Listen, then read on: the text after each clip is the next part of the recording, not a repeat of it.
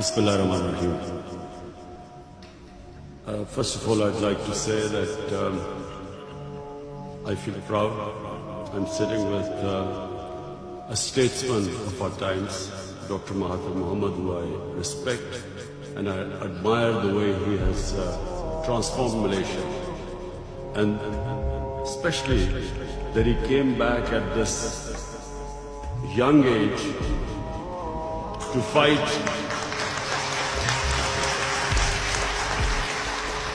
corruption. And the Malaysia which Dr. Mahathir left behind, and the one, unfortunately, because of corruption, which is a problem for, in fact, countries are poor only because of corruption, not because of lack of resources. So I really respect Dr. Mohamad, and I'm proud to be sitting with him. Let me just first say that I was a born environmentalist because I loved the wilderness of Pakistan.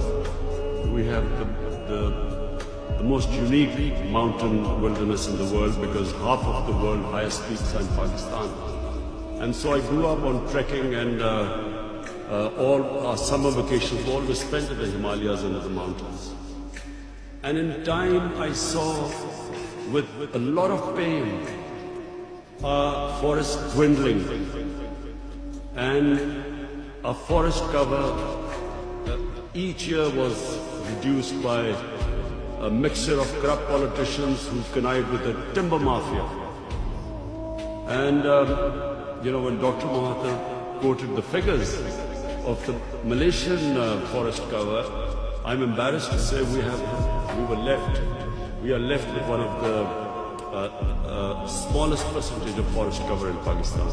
So when my party won an election 6 years ago in the province of Pakhtunkhwa, we decided that we would do something which no other Pakistani government had ever done.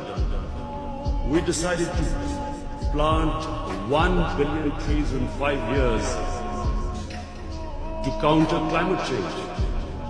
Because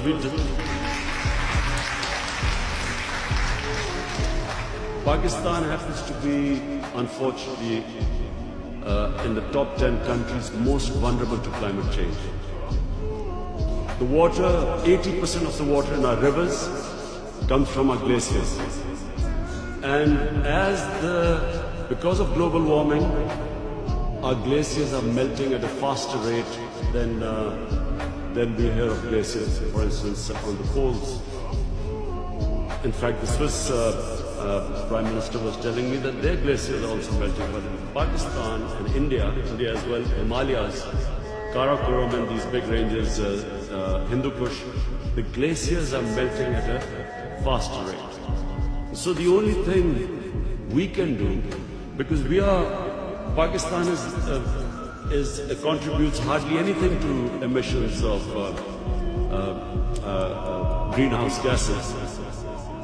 The rich countries who are really responsible should really help countries like Pakistan and other countries which are now trying to compensate for the damage done by these greenhouse gas emissions.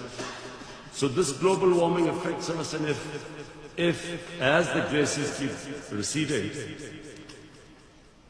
the whole, not just the Indus Basin, but the two great river systems, the Ganges Basin in India, the future for hundreds of millions of people is going to be affected. So we tried our best in a province we planted 1 billion trees. No one thought it would be possible. But we used a unique method, and I must commend our team, which was involved in this planting of 1 billion trees. We enlisted local communities, women who would be living in mountain areas. We paid them money to grow nurseries, and then young men also living in mountain communities. We hired them as guards to protect as the saplings grew. So it was one of the most successful campaigns acknowledged by WWF, by World Economic Forum, by Bond Challenge.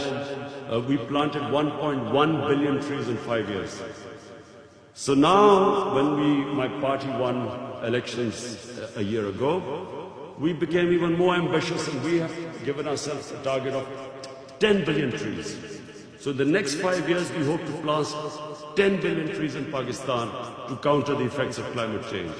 And we are going to use the same method of employing people in remote communities. We're going to pay women especially to grow nurseries in remote villages, and then hire young boys from the communities as guards to protect the trees, like we've done in KP province. But I do feel that those countries, rich countries who are contributing so much toward these greenhouse gas emissions, they must help countries like us, because the rate at which we are going, I'm afraid, the rich, I just feel that there's not much seriousness in this from the richer countries. Because maybe they feel that they're not affected that much, but eventually everyone will be affected. You will have refugees because of climate change. And already we see this refugee crisis and all in Europe, people try to get into richer countries.